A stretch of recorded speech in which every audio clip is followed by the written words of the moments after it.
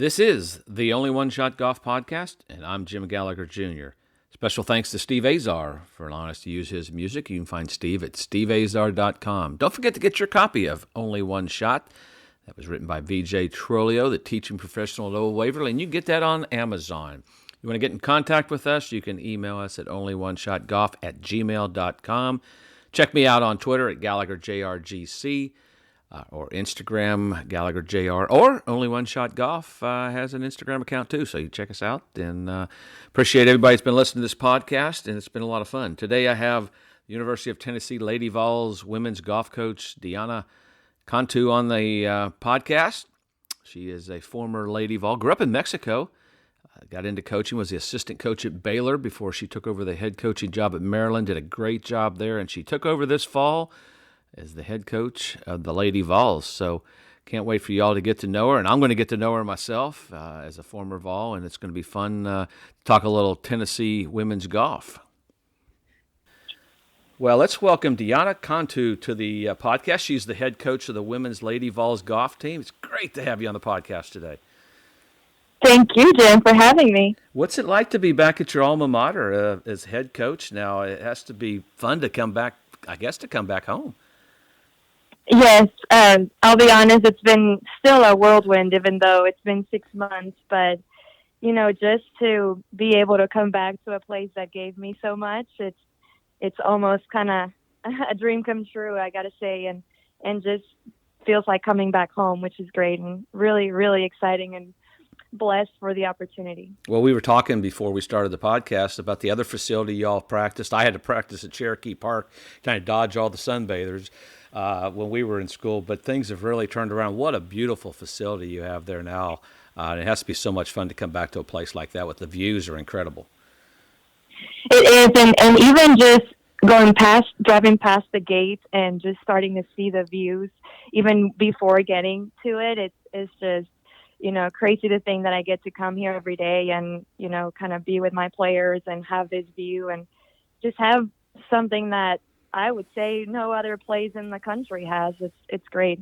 No, it absolutely is. And I fall in love every time I come back. And my years there were so much fun, and nothing like golf has changed so much since I played, and just in college golf, now on TV and all that stuff. But let's get to know you a little bit better and let our listeners get to know you a little better. You grew up in Monterey, Mexico. What was it like growing up there, and how'd you get started, and who maybe influenced you early on playing golf?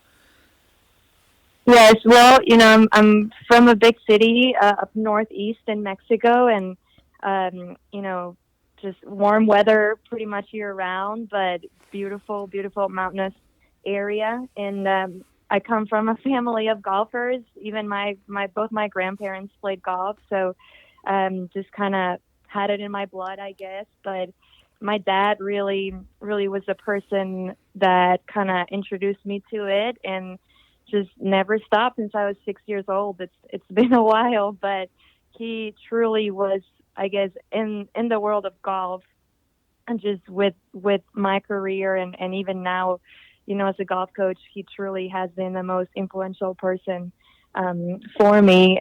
Obviously, my mom, just in life, but just they were two huge supporters. They believed in me from the start, and I was the first person to, you know, ever leave home to follow her dream. I'm the only one that lives outside of even Monterey. So just their sacrifices, the way they raised me, the character that they instilled in me is something I truly, you know, make a part of my coaching philosophy and how I do things, and you know, even when I recruit players. So I would say those two are key for me, and we're big family people. So it's just been fabulous having them, you know, be part of all of this and try to make them proud every day. You know, it has to be hard, and you know, because you leave not only home, but you leave another country and come to a completely different country, and you're recruiting players like that. But what was that recruiting process for you, and why did you pick Tennessee to play college golf? You know, it's crazy. You know, we can talk about Lorena here in a little bit, but Lorena Ochoa just really opened not only our minds and our dreams to hey, we can go do this somewhere else and in a bigger stage. But she also opened a lot of opportunities and doors for us. And, I think when you look at players her age, there's very few out here. And then you look at it now, 20 years later, and there's dozens of us out here. So she really, made it kind of possible for us to start believing that we could do it and find an opportunity to come play college golf in the States. And I played good golf growing up. It was funny. I won the Mexican Amateur when I was 16 years old, and Jessica Shepley, a former Lady Vols golfer from Canada, she was playing it that year, and she played with me and came back and told the coach at the time, Judy, about me. And there also was another Mexican golfer on the team at that time here. So that was just really big connections that started the recruiting process with Tennessee. I just loved coming and visiting and seeing what they had to offer, and the commitment that not just the coaches but the entire support staff had for us, and our experience at Tennessee really was just above and beyond every other place I looked at. So that was a really big reason why I came here. And Mexicans, college golf or even college athletics is not nearly the same as it is in the States. So just really kind of coming here and seeing the magnitude of an SEC school and that football stadium with Neyland and just, the amount of resources that there are for athletics in college, that was mind blowing to me coming as a high school golfer. So that really, I stepped foot on campus and I knew this was it. Yeah, when I was on my recruiting trip, I think it only held 97 or 98,000, and they were playing Army, who at that time wasn't a very good team, and it was full. And I was like, I'm coming to school here. I mean, and I didn't even play football. I had nothing to do with it, but it was just that whole, like you said, the fan base and all just is something that's some of the best fans in golf. But let's go back to Lorena. Have you spent any time with her? Have you got to meet her? And you talked about that influence. Have you been able to spend any time with her? Well, not as much as I would like. I'm from the Northeast, and she's a little bit more kind of southwest part of Mexico and Guadalajara. And she was actually the same age as one of the golfers from my same home course that I grew up really looking up to. And they both went to great schools.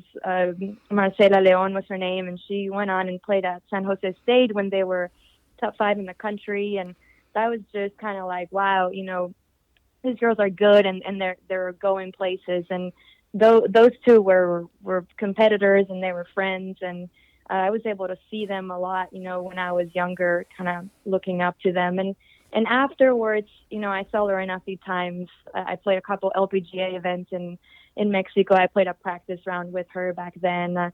She's incredible. Mm-hmm. Just what she's done for just golf and even education and with schools and stuff in Guadalajara. She's just really taking the time to give back, and right now she's really focused on expanding and like supporting professional golfers, and that's really big because they really need that support and that push. You said you played a couple LPGA events. What was that like? That had to be a cool experience. It was incredible. I can tell you that I was on the first tee, and I was told by my coach at the time, was like, just swing as hard as you can so that just in case you make contact, you'll hit a good shot. That's awesome. I mean, it had to be nerve-wracking. I mean, and you've played now at a different level. That had to be nerve-wracking at such a young age, and they're going like, it's like a pinch me moment, isn't it? Like, hey, oh my gosh, what am I doing here? What have I got myself into? Exactly. And 16 years old, and I can tell you, I never was a long hitter. So you get to that point and you're playing really long courses and just really, really tough events and fields. And it's like, wow, like this is it. This is what you need to, it puts you in a place where you know what you need to do to be successful. And it was just so much fun being out there and having the opportunity to do that. Yeah, paved the road for the Gabby Lopez, Maria Fossies. How has junior golf and the programs in Mexico changed over the years, even from when you're still very young? But how has it changed and improved over the years to maybe the current time? It's funny. It's a great question, and I can say I'm sad I don't spend as much time there as I want to. I would, love to give back so much more to that federation that gave me so much and many opportunities to come to the States. But I truly think when I think about it, it's also that new generation that's coming with the younger instructors, and the Mm-hmm. addition of kind of getting more education and getting more technology there, and all those things. I think it's really impacted the development of kids from a younger age, and addition of whatever you call it, speed work, or no, just great technical instruction. Mm-hmm. We didn't have that 30 years ago, and I think you see that also from the influence that Lorena has had on the game of golf in the country. Well, we've seen kids from Asia and all over the world watching YouTube and learning how to play that way. So just social media. I'm going like, do what? I mean, my dad was a club pro. That you instantly, of course, growing up in Indiana, you played basketball in the winter and you played golf. But they did. We've seen guys, and I know I've read of a couple of the guys. I don't know about the gals on the LPGA, but they've watched on. I think they did. They watched on YouTube. Tiger Woods, of course, Mm-hmm. influenced Mm-hmm. everybody. But yeah, I mean, just how things have changed, and like you said, better instruction, better managed golf course. Tiger Woods made it cool to play the game, and he brought the masses in. Because like when Mm-hmm. I was growing up, it was like, and I don't mean this disrespectful. It was kind of like, well, you played the piano, but you didn't want anybody to know you did it. You were like, oh, I play the piano, but I don't want anybody to know I do it. You just loved it.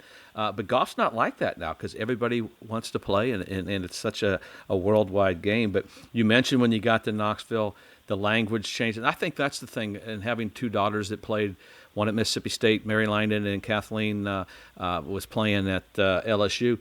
When the international players come in, there's a language difficulty. It's not so much that you don't understand, but you have to listen to professors and then get it all together. That had to be a big challenge for you, wasn't it? It was, and as you say all those things, I go back to Nightmares. specific situations. Yeah, yeah, I remember. I mean, writing notes and literally just writing what I heard. Yeah. Phonetically. Sometimes names that then I would be taking a test, and I'm like, is this the same name that the professor was saying? But it really was, and I came speaking what you would say fluent English, and it was still a big challenge, and just things like feeling comfortable just saying jokes, or Mm-hmm. speaking out loud, with friends or teammates, or being afraid of saying something wrong, or messing up, and then making fun of you. But it really was, they never made fun of me. It really was fun. Like, it was a great bonding experience because I wasn't the only one that came from a different country at that time, and Right. and that was big because we were able to connect that way, and we were, everybody's away from home at some point, and that just kind of makes it your own family here. And So you had I common ground. You had common ground. Y'all were in it together. exactly. And Mhm. I look at Hideki. He understands, like you said, he understands English, but he's afraid to make a mistake. I can't Mhm. imagine that the 2 years I took Spanish in high school, I had to cheat just to get through that, but just to go in there and try to learn it, and you feel like if I've gone to another country in Japan, you try to your best to speak the language, but if you don't say it properly, you feel like you're embarrassed, and it would be a challenge, I would think, for everybody. But your teams made it to the NCAA 3 out of 4 years. You had some great teams there. Judy did a good job there, and you had a fun career there. What was going to be the next move? Were you going to turn pro, or are you going to? Why did you get into coaching? It's kind of a two-way question. Yes. Well, I came in thinking I was. I came in with all the intentions of I'm gonna turn pro after I'm done, and that was the goal. And I was a really big fish in my country, and then you Mm-hmm. come here, and it's a whole different story. And I started to realize that I was lacking a few things that were gonna help me be successful. And it's funny because I was like, I don't really think I want to be traveling every week, which now you think about it, and I'm traveling every other week. So Yeah. it's a very, very similar lifestyle. But just my experience here, it's funny. My teammates called me Mama D. I was just that kind of person that was trying to take care of other people, trying to help other people out. Just kind of had that, I don't know, like helping others, mentoring others kind of personality as well, and just desire. And as I kept, I became an upperclassman, and I was like, this might be a really good idea. I love golf. I am super competitive. I'm not as passionate about professional golf as I used to be, but I'd love to stay in it and help other people have the incredible experience I'm having. So why don't I give that a try? And I was blessed enough to be able to get into coaching right after I graduated. Who gave you your first shot? What was your first job? Yeah, Jay Goebel at Yep. Baylor University. Yeah, it was just the right time and the right step, and it was the best decision I ever made, and I'll always be grateful to him for the opportunity. Yeah, my daughter Mary Langdon was I guess kids in golf they go by their graduation and high school dates. So she was a 2010, and she was at Mississippi State when you were at Baylor. And I remember we played a few times with y'all, and y'all had some really good teams. Jay does a good job down there and continues to do a good job there. But you were there for 3 years, and then you get the call to go to Maryland. You're young, and you become the head coach at Maryland. I mean, that had to be so cool. It was crazy. I had been at Baylor for 3 years. Jay had given me the opportunity to learn a lot. He gave me a lot of responsibility, and I'm 26 and I'm like, I got this. I can do this. And I started just trying to get opportunities out there, just interviews, right? I kind of started get ready for the big ones, and then all of a sudden, I bet you they called somebody else that said no at Maryland first, but I got the call and I couldn't believe it. And I told Jay, and we were all shocked, right? But at the same time, it's like, you got to do this. I mean, you don't get an opportunity to be at a Power Five as a 26-year-old, often. So it was great. And I can tell you, Baylor was just amazing.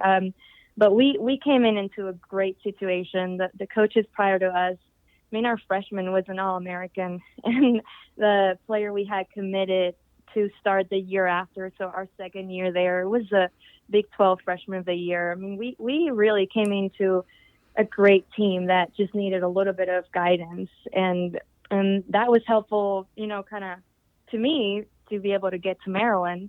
But I got to Maryland thinking it would be as easy of a transition as it was at Baylor, and it wasn't. What were those challenges? Is that now you're the head coach? You're 26 years old. You're now the head coach. And like I said, Power Five, Big Ten. Versus the challenge of being the assistant, because I know what the assistants do. I've been around it long enough. I'm not going to pick on the head coaches because you're a head coach now, but the assistants do a lot of work behind the scenes. But what were those challenges that first year or two, getting that program going? And you're only 26. You're not almost the same age as the players, and that had to be a little tricky at times.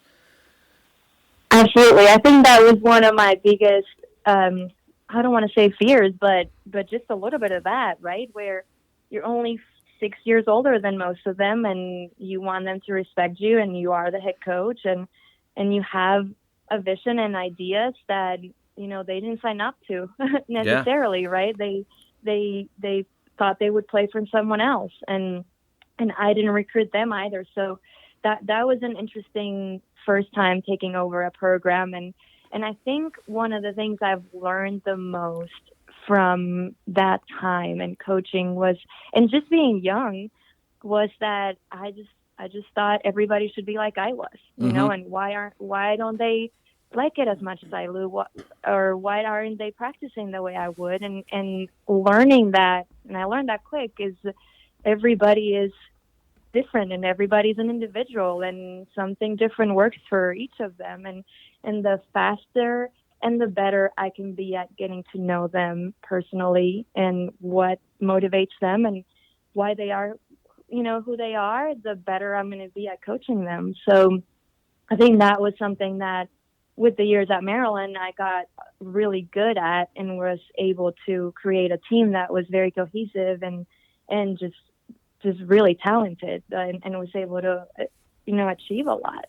Team chemistry comes natural, and like you said, It's like raising. I have 4 kids. I got 3 daughters and a son, and their personalities are all different.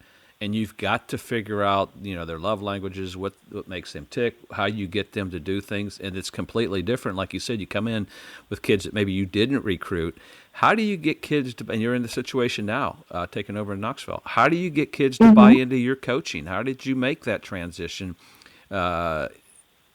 Sometimes can be tricky when you're dealing with 18 to 22-year-olds that are away from home for the first time.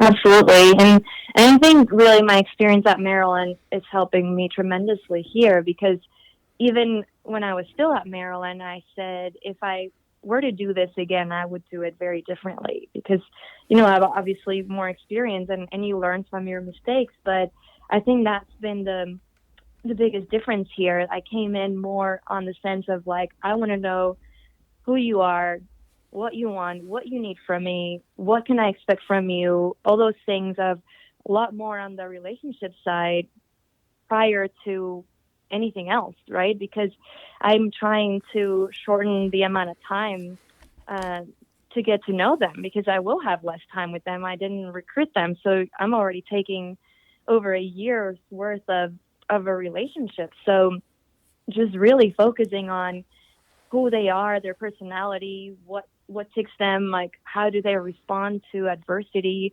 how do they need to be pushed.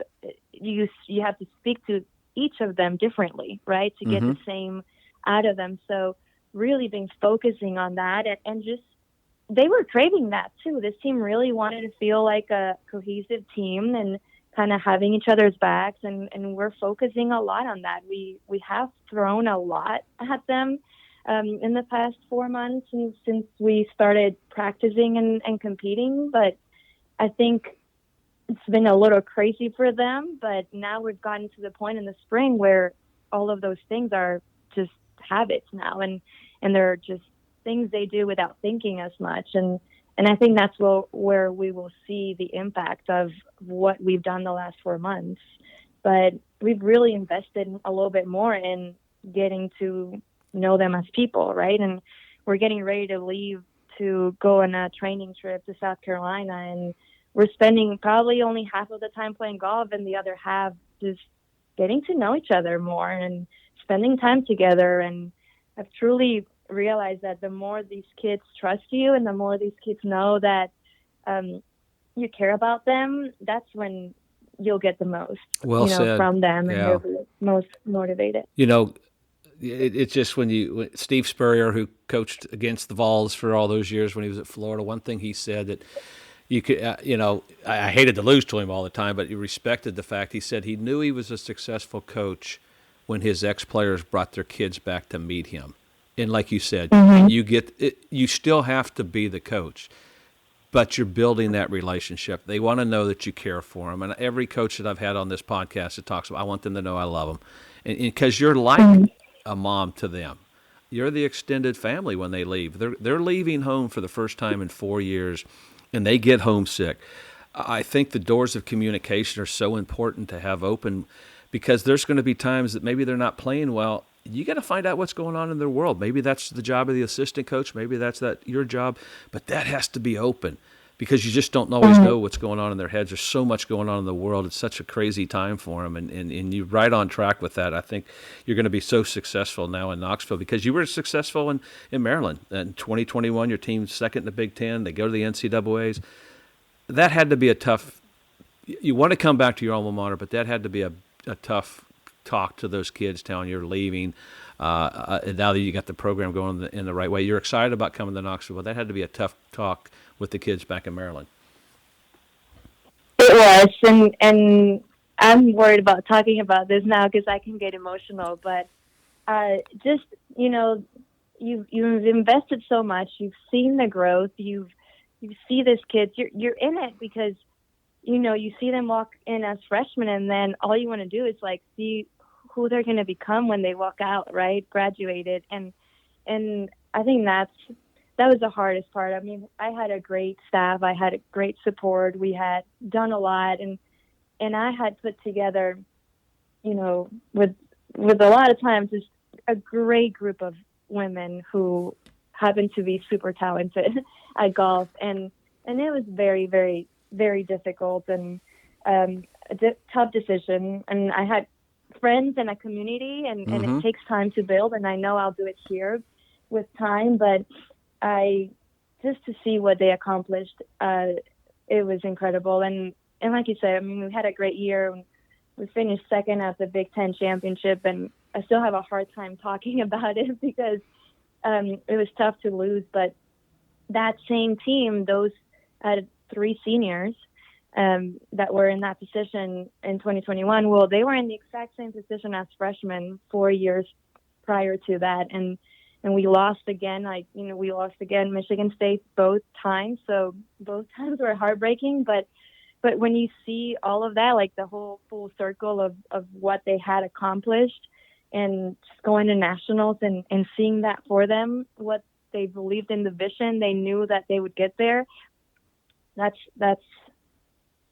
why you do what you do. Yeah, you're going to do great in Knoxville. I'm so happy we got you. I'm a big fan. You had me at hello, but it doesn't matter with that. But when you get in there and you come in here, the fall maybe wasn't as good as you would have liked. I mean, but what do you tell the kids? As you get into the spring and get them going, and you've got a goal, what you're trying to do, and you're preparing them. What do you tell the kids now as the spring's, they've had some time off and the weather's a little bit cooler. What do you tell the kids this time of year, get them ready for the spring season and get off to a good start? We kind of try to see the fall season as a just pure learning and growing semester, not just for them, but also for the coaching staff. And even, with us with them, but also assistant coach and head coach, right? Because we hadn't worked together either. So it was a lot of new things, a lot of changes. And I think we're wanting to see it as that, and now come back in the spring and just really capitalize on the things we learned and just go and have fun. I do tell them that our names are written on this season, so we still want to make it the best that we can. And the thing is, we had some health issues in the fall, so we weren't where we needed to be when we competed. But if we're healthy this spring, we have a good team, and if we can all kind of click when we need to, I wouldn't be surprised if we do really, really well. So really just kind of enjoying this semester and making the most out of it. And it's all about, you hear this all the time, but I truly believe in leaving the place better than you found it. So I'm trying to have those seniors really kind of give it their best this last opportunity that they have. I'm sure you wish you could go back sometimes, right? I definitely do. And so, but it's not coming back. So that's the one thing I definitely learned is that, just try to do the best that you can now because it's gone. And that was the chance. That's expectations, and you can't let your expectations strangle you. It's something I told my kids and my girls when they were playing, and even Thomas, no matter what sport they were playing. It's like, as long as you prepare and put the time in, and 100% in your mind that you've put the time in, that's all you can do. Now you just have to go execute it. It's when you leave the course going like, man, I should have practiced more. I should have done this more. That's when you get in trouble. And I think you're right. I think a lot of it, we just don't enjoy it because, you haven't been out of college that long, but I don't know if I'd do the things the kids do with the workouts and all. It's a job now. My team was, I'm not even going to talk about that because some of the things that we did and had so much fun, but we had success with a bunch of guys that no one really had heard of. But we bonded as a team, and we're all in our late 50s. I'm 60. We have a golf reunion. It's like we left off the day before, yesterday. And it might be a whole year since we see each other. And those are the bonds you have for life. I had Kendall Graveman on the podcast. He's a pitcher for the White Sox, and he said, and he's pitched in the World Series for the Astros this past fall. He told me his most memorable time was his time at Mississippi State as a pitcher with the team. Those bonds and those things you do as a team, and you do those things in college. And he said, I'll take that with him as long as he lives. And I think that's what y'all are doing there. But when you're out recruiting and you're worldwide, because you weren't in town for the reunion we had them at Baylor and Kayla. They said you're recruiting. What are you looking for a player, and where are the places you're recruiting at now? Yes, I would definitely try to go global. I'm looking this might sound cliche, but I am looking for great people that happen to play great golf. And that really is a big thing for me. And that's something that comes from my family, right? Like they really focused on that character and like earning things and being grateful for what you earn and being respectful and integrity and all those things. And then you put that great golf on the back of it. Wow, you're really going to achieve some special things. So that's big for me. I mean, obviously, when I'm out there, I look at their fundamentals and how good they can chip the ball, putt the ball. That's big. And can they play? At this high level, the SEC is it's a monster, and you got to be ready for it. So definitely, obviously, like how good can they play? But I'm really picky at who are we bringing in, to be part of this. Who's going to get on the bus to take us where we want to be? And we really spend a lot of time talking to them, getting to know them, asking a lot of questions, not just about golf, but who they are and how they react to things and adversity and everything like that, because it's all about the character. If you bring the right people in, I think not even the sky's the limit. There's no limit here at Tennessee. Well, it also is this past summer's first time you had in-person recruiting. You all went for almost a year and a half, 2 years couldn't even see the kids. And I think the kids that are coming in, maybe not so much this year that came in this year, but the next year or so, those kids haven't spent any time with coaches. The coaches didn't spend any time for them. And then the transfer portal's crazy in the other sports, but you're seeing it in golf as well. So it's kind of getting back to normal where you're getting the kids that you want in there. And that's so important. Who's going to fit in? Who's going to stay here the whole time? And good people, and you can find them. But you don't. It's hard to get it because it's very limited on the time you get to spend with them. But I know fitness has become a big part of golf. It's a big part of college golf, and I know you love that. How important and how has it changed, even from when you were in school, which wasn't that long ago, to current time? How has fitness changed in the direction the kids are going in now? Oh my gosh, so much. And even before I started college golf here, I mean, I don't think I ever lifted a weight. So just transitioning to that was tough. But 15, 20 years ago to now, it's still, I mean, the technology, how we can make sure, just track mobility so much better, with an actual camera rather than just with the eye and just the amount of technology that we have out here in our workout facilities. And everybody has their own, kind of training program with an iPad in the rack, and just the resources are incredible. And I do put a lot of emphasis on it because we are competing. A lot of our tournaments are 36-18. That's a lot of golf. And I mean, college rounds are 5.5 rounds sometimes. So it's a lot of time out there. And I think, and I learned this from my coach here, that it's hard to build mental toughness in golf, they're out there putting and stuff like that. It is there, but really the weight room is a great opportunity for us to do it. When you seem like you're struggling, like, can I get through this workout and can I get through this cardio? And it just makes you tougher and gives you more confidence when you do. So for me, that's super important. And to even bring into a higher level, I train with them. I want them to know that, absolutely.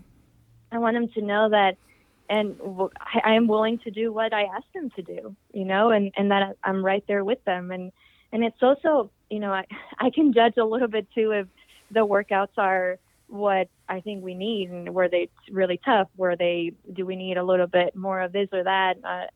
I think it's been really helpful for us. And we might get to a point where I won't work out with them, but right now I think they also respect that I go out there and do what they're doing, right, and push myself. Did I read you were TPI certified, so you kind of understand what it takes? Because it's not so much weights; it's they're trying to create speed, they're trying to flexibility, also trying to prevent injuries. I think that's as much as anything. I've watched my girls, both Kathleen and Mary Langdon. If you don't have the proper person working out with them, they can get hurt if they do it incorrectly working out. Both of those girls, of my girls, got hurt in workouts, and you see it. So it's important to have the right person doing that and everything. But you were an assistant on the 2021 Arnold Palmer Cup for the international team, and now I think you're the head coach for this 2022. That has to be cool. That has to be really an honor for you, huh? Absolutely. I mean, I remember when I got the call, and I just couldn't believe it. I was super excited. It was something that when the women were added to that event, I knew I kind of put it on, like your goals that I wanted to be coaching for that team. And when it happened, I was super excited, and just to be part of, obviously, I mean, Arnold Palmer and his legacy and what the event means to golf and to our kids. It's harder now. A lot of them are, they're a lot younger now, so it's hard to kind of know a lot of what he did. And so having that extra effort to continue to teach that to them is something that has no price. And we have to take, kind of like ownership of that and some responsibility to keep on doing. And it's just honestly one of the best weeks of my life. And I can't wait for Geneve to happen in July and be out there and be competing for the cup. You're right. I mean, our game has tradition, and it's a huge part of and we've got to respect the tradition. And I know we fight with golf being cool a little bit with it, but it's about tradition. That's what that separates our sport. But the question I always ask, and I know you know this because I gave you a little bit of heads up on this, and you're coaching this international team, but what separates that elite player or athlete from the average or the rest? You've played at that elite level. What separates that elite player? I mean, honestly, Jim, I think it's that one person that is dying to hit the winning putt, or is, just dying to, wants to be first in line to go close a match, or to be that person that, just seals the deal, right? That person that doesn't run away from a challenge, that they actually run after it. That to me, I think is something that really separates great players from good players, and that's what I want for this team to be like, right? Like we all have fears and we all have challenges, but are we gonna run away from them, or are we gonna go after them? And if we fail, we fail, but we put ourselves out there. And I think elite players just kind of crave that. They crave having that winning putt. It's why you practice. And having the opportunity to do it. Mm-hmm. It's why you practice. It's like the old cliche or the old saying, hey, he wants the ball or she wants the ball. They want to make that winning shot or winning putt. You're right. I mean, that's what separates them. But what have you learned about yourself through this whole process, not only as a player but now as a coach? What have you learned about yourself now as you take over here? What's one of the biggest things you've taken from just maybe in coaching? What have you learned about yourself as a coach? I think like I mentioned earlier, in that it's not about teach the players to be like me. It's about meeting them halfway and learning who they are and making the best with that, right? Like trying to understand them as individuals and respect them as individuals and help them be their best is what I've truly enjoyed learning, rather than trying to make someone be someone. It's kind of like that, making somebody swing the club the same, right? Mm-hmm. Everybody swing the club the exact same. You can't do that. And so I think that's been the thing that I've learned the most, and kind of navigating that. Of course, I don't have any, all the answers, but that's what's intriguing about coaching, because at the end of the day, golf is just a small part of what we do, and a lot more has to do with that relationship with the players, and that trust and that openness of, that dialogue of how can we be better. And that's been the biggest thing for me. And with my 10 years of coaching, that's what I've learned the most on how to be better at that. You've kind of answered the question, but when your kids graduate from Tennessee or Maryland, wherever, and your kids have graduated, how do you want them to describe you as a coach? That's always a tricky question. I've only asked it a couple times, but how do you want them to describe you as a coach? I think as somebody that loves them, that believed in them, that cared about them, and that was also tough enough to make them better. Mm-hmm. I always tell them in the recruiting process that I'm a really nice person, and I'll run through the wall for you, but I'm always going to be really tough as well. So it's a little bit of both there. But if they know you care, I think that comes from the right place. Same way with my kids. As long as they know you love them, you can discipline them and get them to do whatever you want. As long as they know you got your back, you're exactly right on that. But you mentioned you all were going to South Carolina. When does the season start? When you kind of answered it anyway. What maybe the goals or expectations? And I shouldn't say expectations, but what are some of the goals maybe for the spring for y'all? Yeah, we have our first tournament in Houston, February 20th, and then we kind of go nonstop through hopefully May. But we just want to leave it all out there, and we want to do the best for our seniors and send them in a good note, and just kind of really believe in taking care of every day. And if we take care of today, every day, that all adds up, and we're prepared, and we just go out there and play. So just continuing to believe in that and continuing to just come together as a team and the vision that we have for this program. We want to be winning. Mm-hmm. Don't get me wrong. I love them, and I said all of those things, but I also love to win. So we want to be out there competing for championships soon.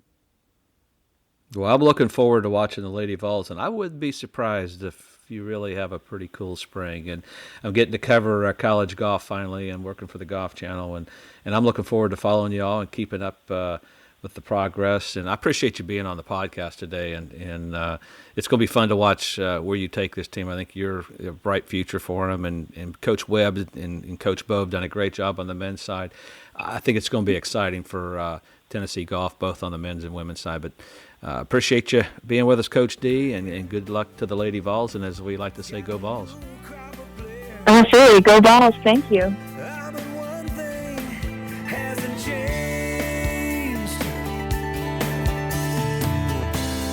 What were you thinking on that play? Take a lap, and when you come back, maybe you'll